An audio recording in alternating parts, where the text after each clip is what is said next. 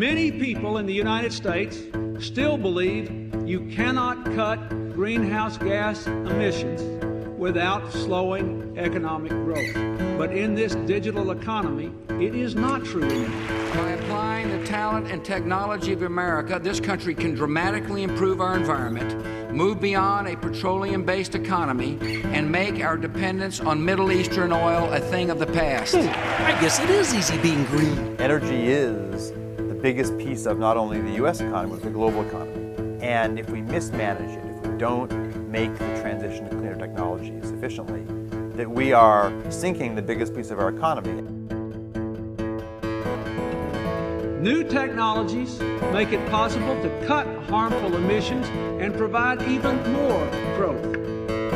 You'd be hard-pressed to find anyone who doesn't believe that most major industry will be dealing with a carbon-constrained future.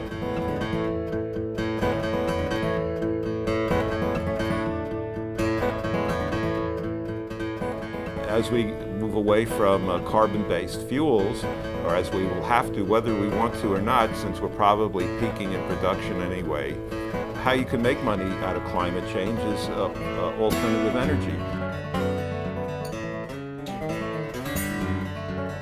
We're business people, and we think it's important that government and business work together to solve this very challenging problem.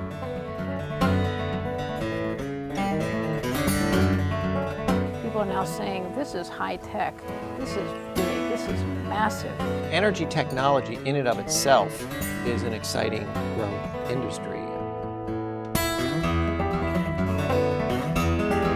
If we can keep more of our energy dollars in the country, allow them to circulate in the economy, we'll have very significant impact. Keeping America competitive requires affordable energy. And here we have a serious problem. America is addicted to oil, which is often imported from unstable parts of the world. The best way to break this addiction is through technology.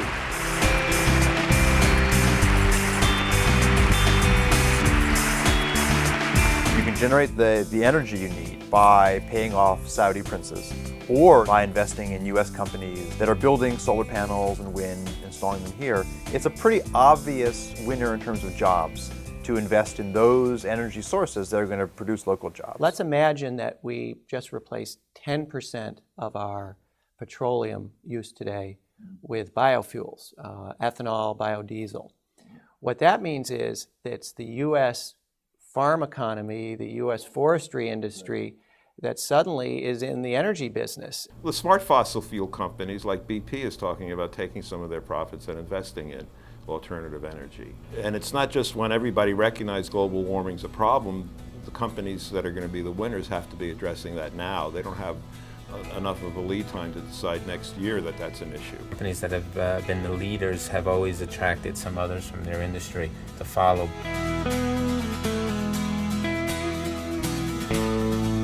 Great CEOs are quick to recognize reality. They're neither wild optimists or very negative pessimists. They recognize reality and then they say, we need to do the right thing as quickly as possible to deal with that reality, to position our company effectively. To my knowledge, any company who's proactively dealt with emissions reductions has had a greater efficiency gain than a cost. Before the ozone protocol, so Montreal Protocol to protect the ozone layer, DuPont, the biggest producer of the chemicals that harm the ozone layer, said, well, we don't want to support this treaty because we think we're going to be the big loser in this deal. Well, they did a little bit of research, discovered that they could actually clean circuit boards and make spray-on deodorants without CFCs. They achieved about a 60% emissions reduction for a price factor that the cost of actually reducing the emissions was 1/10 of the efficiency gains that they actually achieved. Suddenly, DuPont was made stronger by adopting an environmental stance. There's no reason why the global warming debate can't do the same thing. In California in the 1980s, we demonstrated that we could go from about 0 to 12% renewable energy within a span of 10 years. So if we can do that in the 6th largest economy of the world without really even trying, there's obviously a lot more we can do. At each turn, someone said, oh, California won't be able to handle it, we won't be competitive, we're going to cut growth. The reality is California has grown just fine.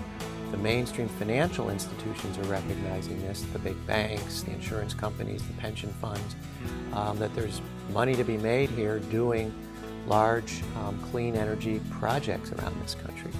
And that's a real watershed event. And if we were to invest in a renewable energy source that could produce energy for a number of years without any additional cost, it's the equivalent of paying off your mortgage and living there rent-free for the rest of your life.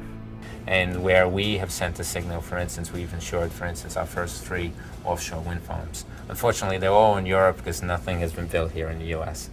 My belief is that a company's degrees of freedom increase as time increases, and therefore the sooner you start working on a problem or a challenge, the better job you as management are doing for the company. Every business would say they would much rather have a known cost for different things than to have to deal with these massive fluctuations. And the more the oil economy gets closer to its end, the more we're going to see those fluctuations. And solar and wind are going to look better and better because they are secure.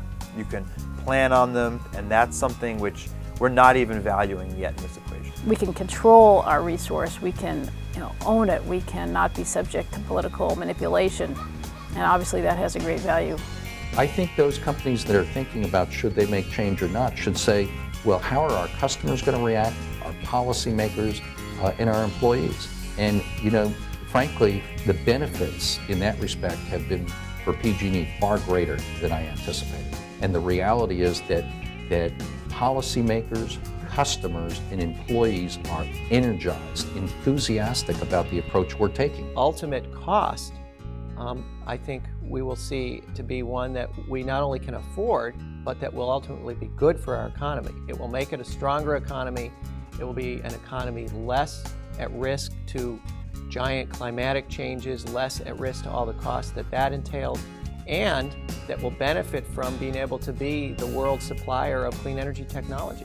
I think the important thing, though, to come back to is if this is basically a question about life and death for our planet, then if something costs 10 cents more or 10% more or whatever, isn't that a reasonable trade-off? And to say you can't deal with the issue of the sustainability of our planet because today something might cost 5 or 10% more, that doesn't seem to make much sense.